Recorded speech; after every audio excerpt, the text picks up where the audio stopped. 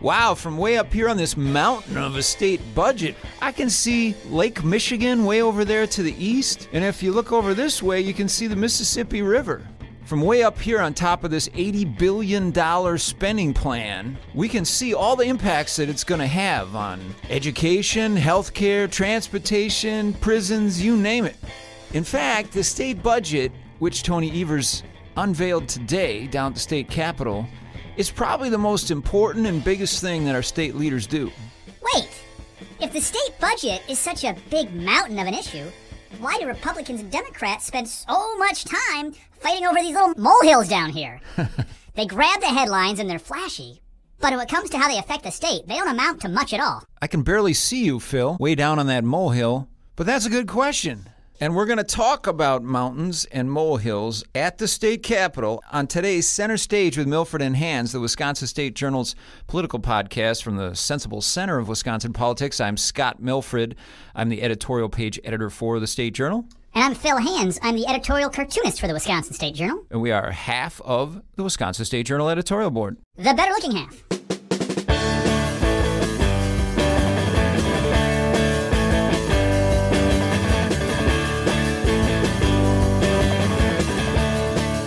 I will take issue with today's intro to the podcast, Scott. You know, I am of Swiss heritage. I am a full 1/16 Swiss, full-blooded Swiss. Oh. And you are making fun of my culture with your Ricola stuff. You know, they don't even like cough drops in Switzerland because they're hardy people.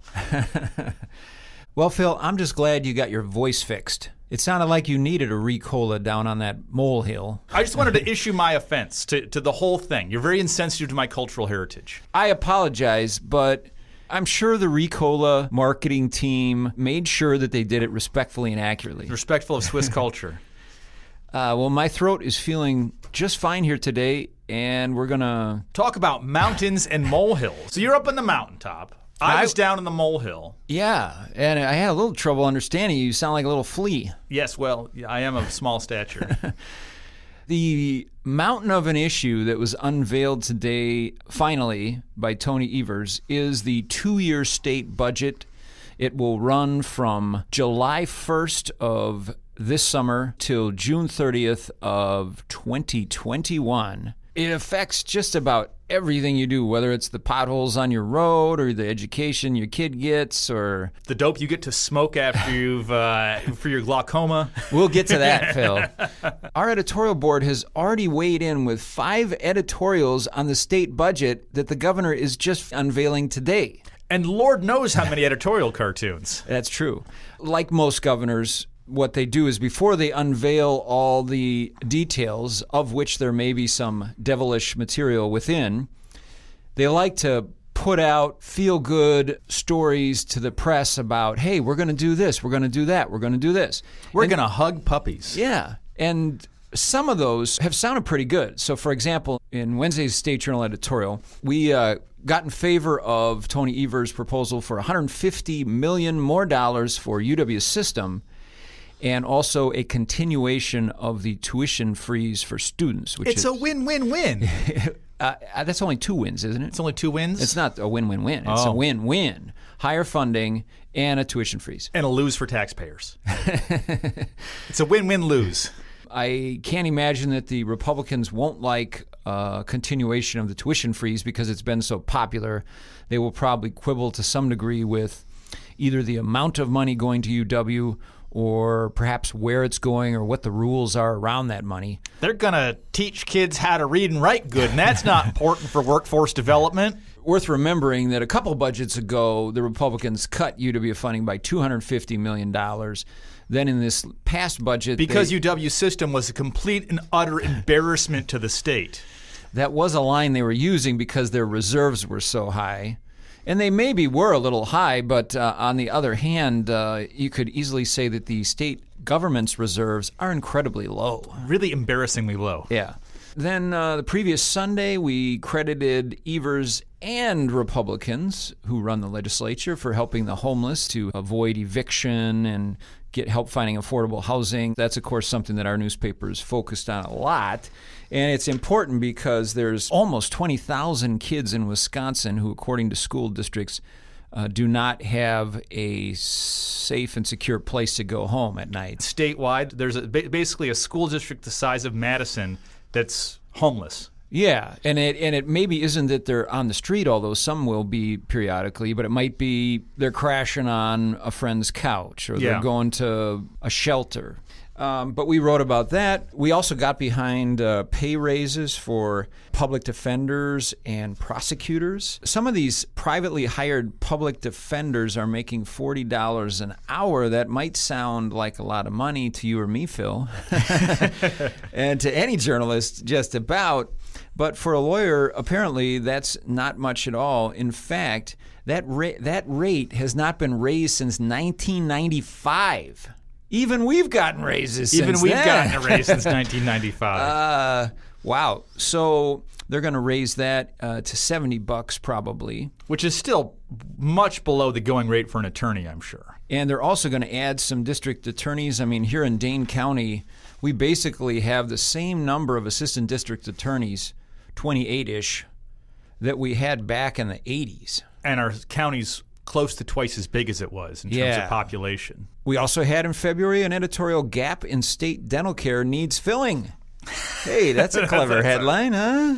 Come on, give me a little credit for that. That's very clever for an editorial page editor. But this has been just an issue for the last decade that's gotten a little better, but not much, which is lots of kids, they can get dental care under Medicaid, but a lot of dentists won't take them as patients because Medicaid doesn't give them hardly any money. And the dentists say anyway that in some cases they lose money if they take these patients. So what this would do is increase the reimbursement so that dentists would be more likely to take kids. And I'm not surprised Governor Evers behind this, the former superintendent of schools, because as we've learned from the United Way of Dane County, a lot of the reasons why kids miss school is because of dental problems. Oh. And a lot of dental problems wind up in the ER, where they cost a lot more money. And finally, we also said that we were happy that the state is finally serious about fixing roads. Yes. As you may recall, former Governor Scott Walker was sort of adamantly opposed to increasing any fees for roads. He'd rather just borrow the money. Well, Tony Evers, it looks like he's going to propose an increase in the gas tax. And in all likelihood, I would think the Republicans will go along with some form of that. Probably not as much as he wants, but there'll be some sort of increase in the gas tax. So we've been editorializing on this a lot, but what's been getting attention just in the last week are some molehill issues, at least in our estimation. Well, in the estimation of anybody who has common sense, these are molehill issues, not just us. The first major... Should I say major molehill or minor molehill? Is the idea that Tony Evers is going to destroy all border security by removing the vital 112 National Guards troops from Wisconsin that are stationed at the border right now. And without those 112 people, the entire system collapses and we'll be overrun by immigrants. 112 National Guardsmen down there serving in Arizona. It's hardly anybody. No, not for a border that's 2,000 miles long. Whether Tony Evers supports border security or not, which is really not a state issue, that's a federal issue, unless we're talking about Illinois. There I am for stationing the National Guards troops I'm for a wall. In Beloit. Build the wall in Beloit. Some people will say, oh, that's not a molehill. This is protecting our country. And in fact, somebody did say that. A National Guardsman for Wisconsin who also happens to be a U.S. representative from Illinois. Congressman, Republican, Adam Kinzinger. He was flying some sorties down on the border as part of the Air National Guard and has been critical of Governor Evers for pulling back the troops, saying how vital the mission is because from his fighter jet he could see the pounds of cocaine being carried across by migrants. He's issued several tweets questioning the decision by Evers, which... if you're a congressman, is fine. If you're actually serving in the National Guard, you're not allowed to question your commanding officer. Yeah, it's a state law that says you can't do that. Anyway, that got a whole bunch of attention, and it's the national border issue, which is blown out of proportion to begin with. Because immigration is at like a 20-year low right now. And now we're making a mountain out of this molehill of Wisconsin pulling 100 troops back from the border. Big deal. Yeah, it's not a big deal at all. These 100 troops are not critical to border security, even if all 50 states pulled their troops out. If Governor Walker put him down there for political reasons to show how he supported Trump, and Tony Evers is bringing him back for political reasons to show that he doesn't support Trump, whatever. Yeah. Let's move on and not spend more time with this minor issue that unfortunately seems to be getting talked about a lot. And in terms of the National Guardsman who was critical of Tony Evers, I'm all for free speech, and so is Professor Donald Downs, who is not a liberal person, Donald Downs. Yeah. But he's basically pointing out that, it's against the law. Free speech is all fine and good until you're in the military, and then you cannot question your commanding officer, and it's serious business to be making political hay out of this kind of stuff. Yeah, it goes to the issue of having a military that's disciplined and efficient and does what it's told. Another molehill issue that's sort of related is this big flap over whether or not the state should grant undocumented immigrants in-state tuition. The liberals out there, this is a social justice issue, and this is this is humanity. It's the only option we have to treat people with dignity and honor.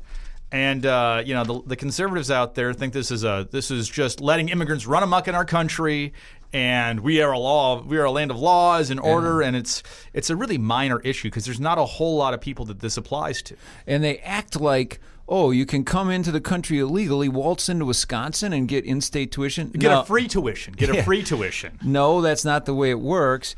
When we had this rule, you had to have been a Wisconsin high school graduate. Probably you were here when you were a kid and brought by your parents. And you still have to prove residency to get in-state tuition. Yeah, and more significantly, less significantly, it's a tiny, infinitesimal number of people. Now, to these people, I'm sure it's a big deal. Oh, absolutely. Because in-state tuition is like $10,000 a year versus like $25,000 a year. So it's a big chunk of money. Democrats had allowed this back a decade ago. Yeah. When Republicans took over in 2011, they got rid of it.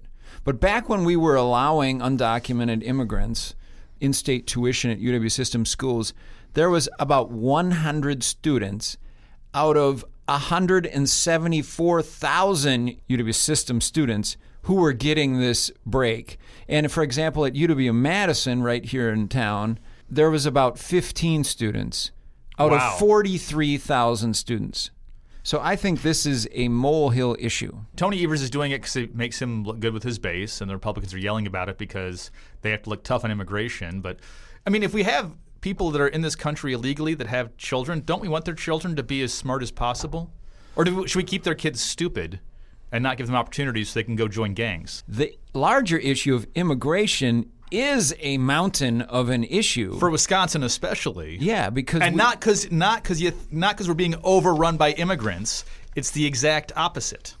Yeah, we need more young people to come here and stay and work. According to the Department of Administration, and by the way, this was Scott Walker's administration, not Tony Evers', they estimated Wisconsin was going to need 300,000 additional workers by 2040 just to maintain the current workforce. And that's before all of Scott Walker's amazing fiscal policies of being open for business went into effect, right? Before we landed that gem of Foxconn. Well, we can get to that too later. But my point is, we are 45th out of the 50 states in terms of attracting people to our state. So we're not getting a lot of people moving here. And birth rates... Except for me. I moved here. Other than Phil Hands. And the birth rate is generally going down. Curse you, responsible safe-sex people. Yeah. And so we're going to need more people. And who are we going to need? Immigrants. Who are you going to need? Immigrants.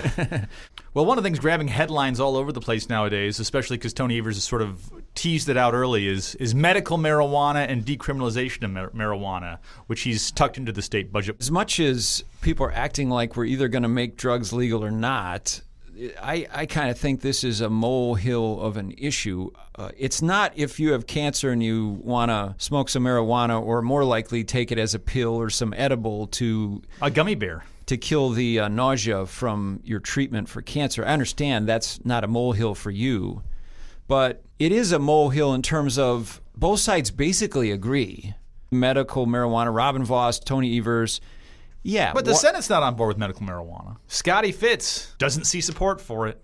Well, I'm not sure. The issue is that Tony Evers, as part of this state budget, he's not just doing medical marijuana. He also wants to decriminalize some possession. We should allow medical marijuana because you can get a whole bunch of drugs that are way more dangerous and risky from your doctor, prescribed from your doctor, than a joint. Or what'd you say? A gummy bear. A gummy bear. Is that how they do them? I don't know. I don't live in Colorado. So you have read. So I have read. Despite being an avid deadhead, I am not a partaker in the Mary Jane. You're a cartoonist. I mean, this should be your wheelhouse, this issue. Should be my, I don't know much about marijuana. Don't know much about marijuana. The other reason why it's really a molehill in Dane County is the DA doesn't go after small amounts of possession already. It doesn't seem like something we should be spending a whole bunch of time arguing. Doesn't require a lot of it's taking up a lot of oxygen in the room, and it doesn't require it. The other thing, just to criticize the left on this issue is everybody's always talking about how almost everybody who's in prison right now is there for low-level drug crimes, and I'm not entirely sure that's the case. I think that's a little bit of a fuzzy stat on that one because I know in Dane County, if they find a joint on you, they don't send you to prison. PolitiFact just gave Tony Evers a pants on fire rating. Ooh, pants on fire. Yes. That's like Trump territory. Yeah, where he was claiming something like 70 or 80% of people had some sort of drug charge in prison. So it's not like decriminalizing marijuana is going to single-handedly remove the incarceration of minorities in the state. The way the debate's playing out, it's almost like, we're debating the war on drugs or something in the 80s. And no, we're debating about a little sliver issue here, which is medical marijuana in small amounts of possession. I know where this is heading. This is probably just policy that doesn't belong in the budget. Oh, yeah. And what will happen is the Fiscal Bureau will come in and they'll put a list of things that are non-fiscal policy in the budget, and presumably the Republicans in the legislature will just take all that out. Then they'll shove their own policy in the budget, and Evers will veto that out. This Sunday, Phil, of course, we're writing about the state budget, specifically nonpartisan redistricting, which Evers is putting in the budget. A mountain of an issue. That is a mountain of an issue, whether our elections are fair, whether we draw the lines so that the politicians can basically have seats for life. I think people really get the redistricting, gerrymandering issue. Finally. And I think something's going to happen on that, but I would be surprised if that survives the budget. I just suspect it's the wrong spot for that legislation. Yeah, it's legislation. It needs to be, and you want buy-in from both parties on it. So it can't. You don't want to ram it down the throat of the Republican Party because they'll be bitter about that for a long time. And I think that even if he puts in the budget, well, we need a staffer or two to handle redistricting. Even if he were to put a little dollar amount on it, I think it's going to be puny. And I think when the Fiscal Bureau compares that to the grand changes in state policy that would come from actually having a fair system of drawing legislative and congressional voting districts, I think they'll say, oh, that's policy. Yeah. But we'll see. Even though we think that the medical marijuana issue to some degree is a molehill, corrections reform is a mountain. Last year, the Trump administration did a really good thing, and they passed some federal prison reform. But most people in the prison system are in the state level. And Wisconsin needs to reform its prison system because we lock up way too many people for way too long, and we can't afford. And it's really expensive to do it. The stat that everybody cites, which is still basically true, is that Minnesota has half as many people in its prison system as Wisconsin. And the crime rate is very similar to ours. Yeah, we're both similar Midwestern states. One of the things you're seeing in this state budget is a lot of cooperation and people agreeing on things. It might not seem like it, but when you start to think about corrections reform, homeless, helping the homeless, raising fees so we don't have so many potholes in our roads. You said potholes or potheads? Those are two different issues, Phil. I'm getting confused here. It kind of gets back to divided government and what I like about it, which is you can look at this state budget battle going forward. You can say, oh, they're going to fight over all these things. Or you could say, no, what they're actually going to do in the end is compromise and agree some common ground. On some common ground, because they're going to have to. Yeah. And because both parties will then be invested in the budget, I think everybody will feel better about it and won't be trying to undermine everything. And a lot of times the common ground is the kind of stuff everybody wants to get done. And when there's single-party rule, pet projects take over. One molehill issue that bugs me around this time of year is people just freak out because it's winter in Wisconsin. And